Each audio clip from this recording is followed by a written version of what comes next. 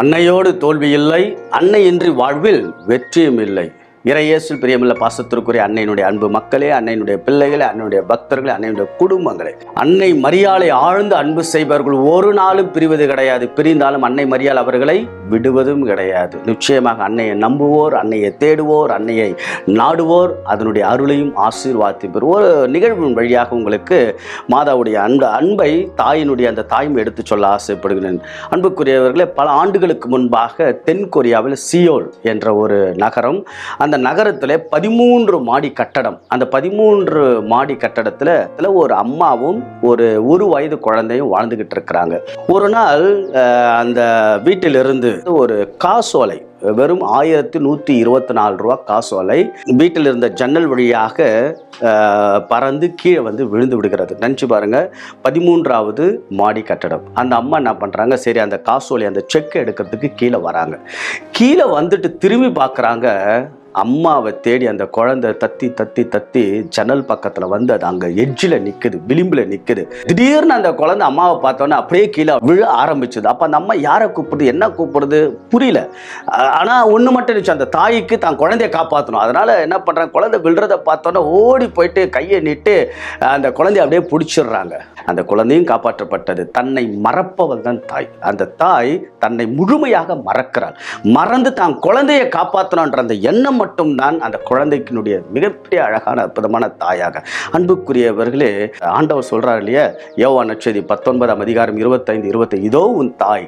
அந்நேரம் முதல் அருளப்பருக்கு சொன்ன அந்த நேரம் முதல் நம் எல்லாருக்கும் தாயாக அந்த தாய் இன்றைக்கும் நம்ம எல்லாம் பாதுகாத்து பராமரித்து வரக்கூடிய அன்பு தாயாக இருக்கிற. இதைதான் இந்த தாயை, அன்னையை பற்றி ரொம்ப அழகாக வீரமா முனிவர், இத்தாலிய நாட்டை சார்ந்தவராக இருந்தாலும் நம்முடைய தமிழ் மண்ணுக்கு வருகை தந்து பண்பாடு, கலாச்சாரம், மொழி, உணவு என்று தெரியாத சூழ்நிலையில் தமிழின் மேலிருந்த பற்றும், தமிழின் மேலிருந்த ஈர்ப்பும், தமிழின் மேலிருந்த காதலும், தமிழை கற்றுக்கொண்டு தேம்பாவணி என்ற அழகான தமிழ் படைப்பெல்லாம், இலக்கிய புத்தகத்தை எல்லாம் படைத்து அதில் அன்னையை பற்றி, நம்முடைய தேவத்தாய இயேசுவை ஈண்டெடுத்த மாதாவை பற்றி இந்த ஒரு பாடல் வரி ரொம்ப அம்மாவை பற்றி ரொம்ப அழகாக வரும். என்னவென்றால், அருளாகி. அம்மா யார், அன்னை யார், தேவத்தாய் யார், மாதா யார்? அருளாகி.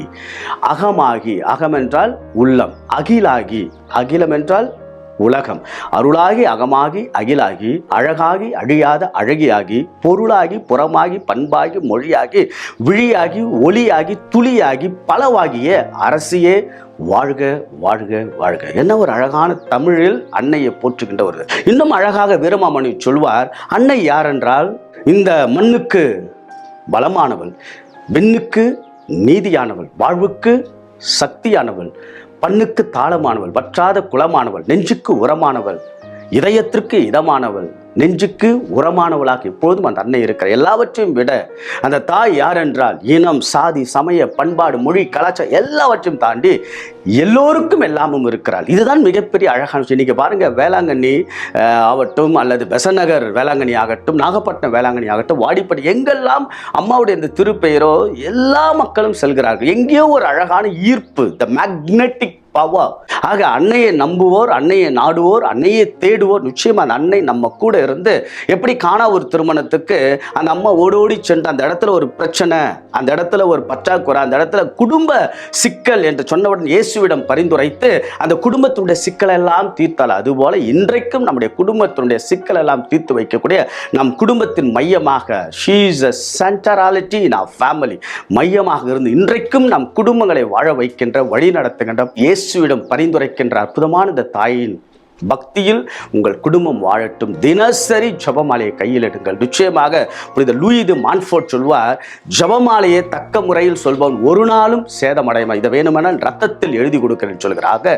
வீடுகளில் ஜபமாலை எடுத்து ஜபிக்க ஆரம்பிங்கள். the family that prays together, that the family stays together. கூடி ஜபிக்கின்ற குடும்பம் கோடி நன்மை. இன்றைக்கு மிகப்பெரிய சிக்கல் என்ன, குடும்பத்தில் there is no prayer. இன்னைக்கு குடும்பம் ஒன்றாக இருப்பது கிடையாது. கணவன் ஒரு பக்கம், மனைவி ஒரு பக்கம், பிள்ளைகள் ஒரு பக்கம், தவறான உறவுகள், தவறான பேச்சுக்கள், தவறான போலித்தனமான வாழ்க்கையின் சூழ்நிலை மத்தியில் குடும்பங்கள் சிதறுகிறது, குடும்பங்கள் பிரிகிறது, விவாகரத்துக்கள் அதிகமாகிறது, தவறான உறவு முறைகள் அதிகமாக இருக்கிறது, குழந்தைகளுக்கும் பெற்றோர்கள் சரியான புரிதல், இளையோர்கள் சிதறி போகிறார்கள். ஆக அன்புக்குரியவர்களே, நம்முடைய குடும்பங்கள் எல்லாம் இணைக்கின்ற, ஒருங்கிணைக்கின்ற அற்புதமான நேரம் இது. The family that prays together. ஆக ஜபத்தில் நீங்கள் தாங்குங்கள். மாதா நம்ம ஜப வாழ்க்கையில், குடும்ப வாழ்க்கையில் she is a centrality in our family. ஆக மாதாவை குடும்பத்தில் நடுநாயகியாக வைத்து வாழுங்கள். நிச்சயம் அன்னையை நாடுவ குடும்பம் நிச்சயமாக அருளும் ஆசீர்வாதம் பெறும். அந்த அன்னையோடு தோல்வியில்லை, அன்னையின்றி வாழ்வில் வெற்றியும் இல்லை. God bless you.